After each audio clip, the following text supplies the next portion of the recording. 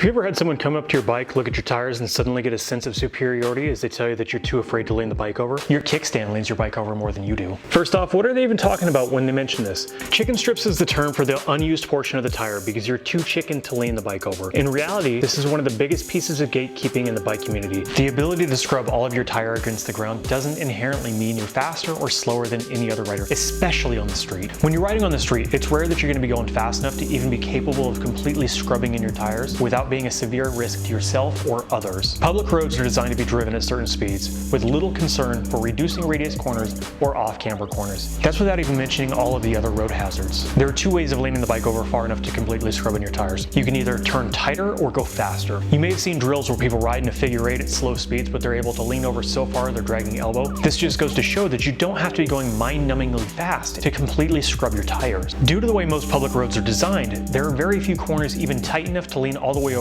without just going into oncoming traffic or turning completely off the road. What this means is we end up just going faster in the majority of corners.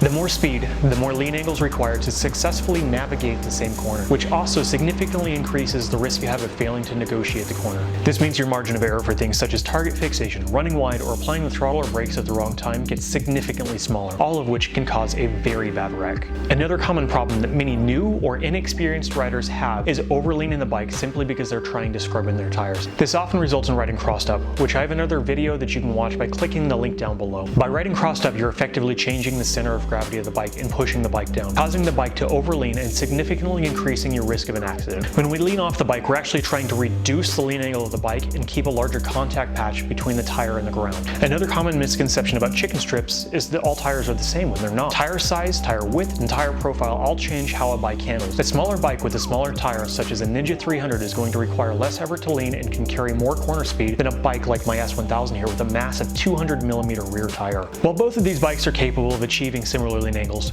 it's much easier and safer to get the smaller bike with the smaller tire to its maximum lean angle. You don't have to be riding like a complete asshat and doing triple the speed limit through a corner to hit the same lean angles. If you're on the track, eventually you'll end up using all of your tire.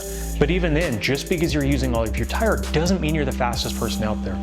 I can't even count how many times I've passed other riders in the corner while carrying less lean angle than them. Once you get to a certain skill, you stop caring about chicken strips and you realize the only people who do care about them are the ones using them to keep other riders down. If you ever saw my street bike, you might come to the conclusion that I don't know how to ride because I've got some juicy chicken strips, when in reality, I just don't care to push the limits of grip on public roads. There are too many unknown variables such as dirt, gravel, tar snakes, or a car 12 feet over a double yellow line on a blind corner. Always ride within your limits and leave yourself plenty of room to react if you need to.